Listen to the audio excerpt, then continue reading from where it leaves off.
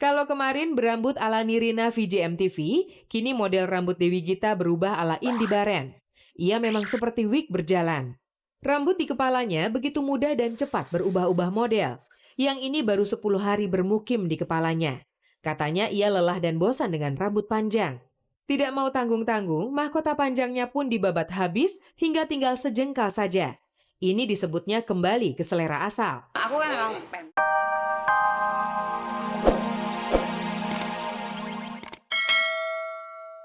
Sosok nenek-nenek ganjen, centil, dan cerewet ternyata bukan sebatas di film. Karena dalam hidup keseharian, Ida Kusuma memang demikian. Malah menurutnya, kecentilan seorang Ida bukan dibuat-buat, tapi sudah ada dan melekat sejak kecil. Saya tuh lagi kecil memang centil gitu ya. Kalau depan kaca tuh saya suka. Nanti lipstiknya mama saya pakai sampai belewekan gitu tuh. Aduh, pakai kudungan gitu.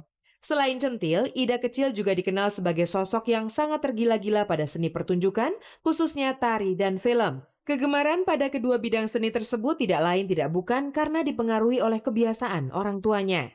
Orang tua saya, mama sama papa itu ya, boleh dikatakan buaya nonton. Saya waktu umur 4 tahun itu sering dibawa nonton Tarzan sama ayah saya. Yang main itu Johnny Weissmuller, Warren O'Sullivan, sama si boy John Sheffield itu Tarzan ya.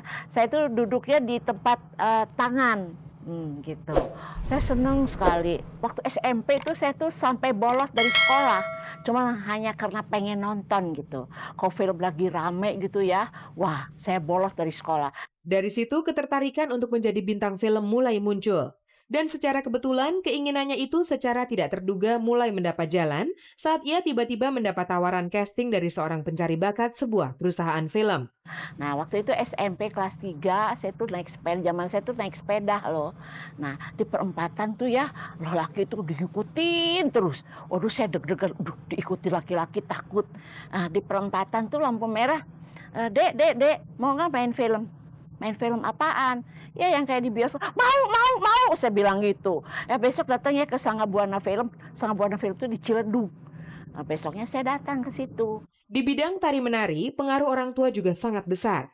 Sebagai anak seorang priayi, pemilik nama lengkap Nyi Raden Endah Ida Hendarsi Atmadikusuma itu sudah diperkenalkan pada berbagai kegiatan kesenian sejak dini. Dari umur 7 tahun, kita ini maaf ya, menak baheula gitu ya, pria zaman dulu kan harus bisa nari.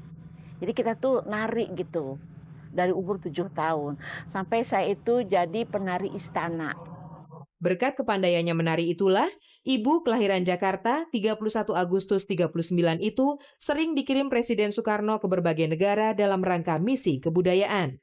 Tapi jika karirnya sebagai penari berjalan lancar, tidak demikian halnya saat Ida mewujudkan keinginannya untuk jadi bintang film. Tantangan dari orang tua harus ia hadapi. Waktu saya pertama main itu ya, orang tua itu nentang sekali, maklum priai zaman dulu ya, waduh, pokoknya feodal sekali. Jadi waktu saya main film itu nyolong-nyolong.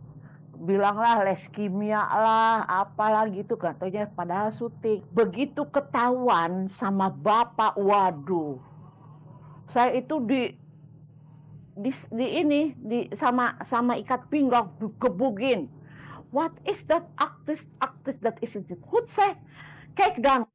Di usia 16 tahun, tepatnya tahun 55, Ida memang sudah terlibat dalam pembuatan sebuah film berjudul Putri Revolusi. Tapi karena mendapat tentangan dari orang tua, Ida kemudian terpaksa harus absen dari dunia akting. Apalagi selepas SMA, ia langsung dinikahkan dengan seorang perwira TNI. Berhenti dulu. Terus suami juga agak feodal, tapi karena cintanya mungkin ya, apa kemauan saya itu dia turutin. Saya masuk Pragawati ya.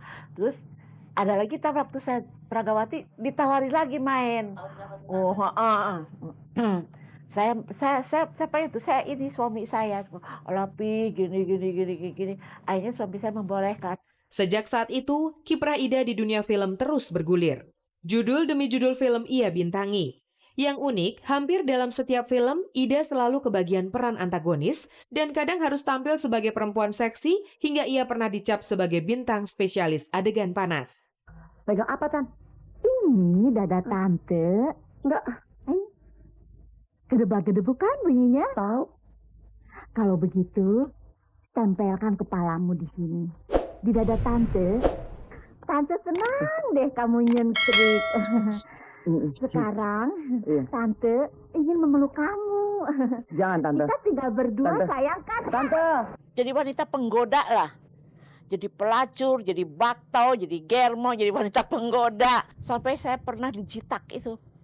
Dijitak orang itu. Waktu di mall. Ibu-ibu peletuk. Saya, loh, ada apa ini, Bu? Kamu nih yang nyontoin, nggak bener katanya gitu. Kini Ida hidup bahagia bersama 5 orang anak yang ia peroleh dari hasil 2 kali pernikahan. Kedua suaminya telah lebih dulu menghadap Yang Kuasa. Sebagai artis, di usianya yang sudah masuk senja, Ida masih mampu bertahan. Dan itu berkah yang sangat besar buatnya. Terima kasih, sampai sekarang saya masih dikehendaki oleh kalian semua. Thank you very much. Phil Bedang, Totsin. Anda masih tetap menyaksikan kabar-kabar Minggu. Dan berikut ini adalah kabar yang telah kami persiapkan khusus untuk Anda pemirsa setia kabar-kabar Minggu. Kalau kemarin berambut ala Nirina VJMTV, kini model rambut Dewi Gita berubah ala Indy Baren. Ia memang seperti wig berjalan. Rambut di kepalanya begitu mudah dan cepat berubah-ubah model. Yang ini baru 10 hari bermukim di kepalanya. Katanya ia lelah dan bosan dengan rambut panjang. Tidak mau tanggung-tanggung, mahkota panjangnya pun dibabat habis hingga tinggal sejengkal saja. Ini disebutnya kembali ke selera asal. Aku kan emang pendek sebenarnya, terus pas hamil gitu kan kayaknya panjangin gitu. Jadi jiwa keibuannya tiba-tiba muncul. Saking bingung, malas pakai wig udah gerah gitu. Akhirnya udah deh, potong lagi, balik kayak dulu. Udah deh. Sejak rambut panjangnya mulai terasa mengganggu, ia memang sudah bertekad untuk potong rambut. Awalnya tidak berniat seperti ini, tapi apa daya, model inilah yang diberikan sang stylist untuk penampilan barunya. Aku sih pengennya di bob aja dulu gitu kan, biar nggak kaget gitu. Dia bilang, aduh kalau mau make over katanya jangan tanggung-tanggung, kuek gue yang bengong, setelah. Kalau Dewi Gita sempat resah menyaksikan rambut panjangnya bercerai-berai di lantai salon, Arman Maulana sang suami justru sebaliknya. Ia salah satu orang yang paling bersukacita menyaksikan Dewi dengan rambut bondolnya. Kalau suami emang dari kemarin-kemarin pengennya aku dipotong pendek gitu. Akunya kekeh pengen panjang. Jadi dia seneng pas dipotong pendek, itu seneng banget. Terus anakku gitu sekarang dia pas ngeliat aku datang pendek, dia ngeliatin bengong gitu. Terus bagus nggak? Bagus. Cantik nggak? Cantik. Terus dia lari, jelek kayak gitu. Dengan rambut seperti ini, ia tidak perlu lagi berlama-lama menata rambut. Cukup disisir dengan tangan, semuanya beres dalam sekejap. Mungkin sedikit diberi gel agar modelnya tahan lama. Kalau boleh tahu, rambut gaya landak ini model apa sih, Mbak? Kata anak-anak ini gaya Brit apa sih ini gayanya, rambutnya Brit apa? Nggak ngerti deh pokoknya. Anak-anak ABG yang ngerti Brit apa gitu. Nggak ngerti deh, bukan Britney Spears tapi pokoknya Brit apa, nggak ngerti. Potong rambut untuk buang sial pastinya tidak. Tapi anehnya, setelah berambut pendek, keberuntungan secara beruntun datang padanya. Alhamdulillah sih tambah banyak. Ada kecewa ya lagi? Nggak ada, malah mereka seneng jadi kayak gue yang dulu gitu kan. Aku pertama kali keluar dari kita yang penari itu kan emang pendek gitu kan. Mereka mungkin kangen melihat aku rambut pendek, jadi kayak kamu dulu gitu ya, seneng aja. Perseteruan antara Sarah, Tia, dan Rahel Azhari dengan PR sebuah kafe bernama Lala tampaknya semakin serius. Setelah dilaporkan ke Polsek Setiabudi beberapa waktu lalu, Kamis kemarin 3 anggota keluarga Azhari itu kembali melaporkan Lala ke kantor polisi yang sama dengan tuduhan pencemaran nama baik dan menyebar fitnah. Selang 1 hari sesudahnya, Sarah, Tia, dan Rahel Azhari yang didampingi oleh Henry Yosodiningrat kuasa hukumnya kembali mendatangi Polsek Setiabudi untuk memberikan keterangan sesuai dengan laporan Lala yang menuduh ketiganya telah melakukan tindak pengeroyokan terhadap dirinya.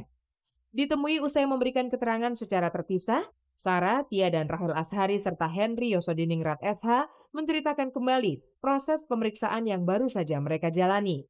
Mereka bertiga memberikan keterangan sebagai tersangka, menerangkan peristiwa yang sesungguhnya terjadi. Itu aja. Terus apa lagi? Sarah berapa pertanyaan, Sarah? Berapa Aku nggak jumlah? hitung. Kira-kira berapa ya tadi ya? Ya, cuma nggak perhatiin juga. Tiga. 3 halaman aja. Ya, coba ceritakan pokok. Ya pokoknya saya menerangkan sejelas kejadian kronologi